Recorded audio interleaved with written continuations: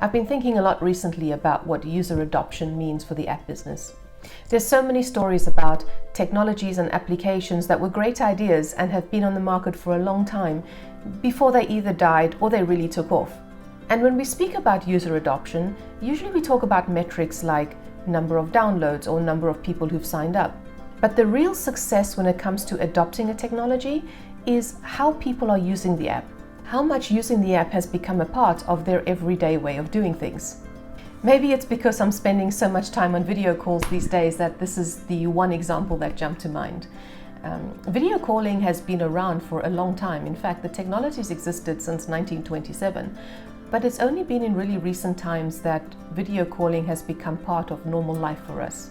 Part of that has to do with improvements in technology and improvements in connectivity, and the fact that almost everyone now carries a device that has video capability. When I think back in my own life, around 10 years ago, my family was spread across South Africa, Australia, the UK, and I was living in Asia. And we used Skype back then as our means to keep in touch. And it was a big deal to have downloaded Skype for everybody and set up the user accounts, and we made appointments about when we would get together virtually.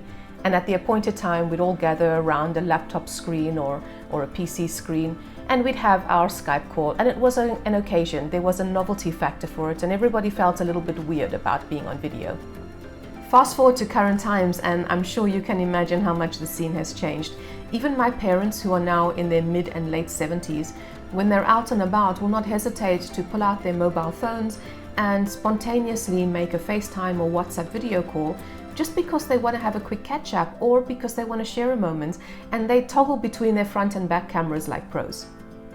Skype may have had thousands of users for decades, but it's a story like this that really demonstrates what true user adoption is for me. So besides looking at number of downloads or signups, we need to look at some other metrics that tell us how our app is being used, how frequently and for what purpose.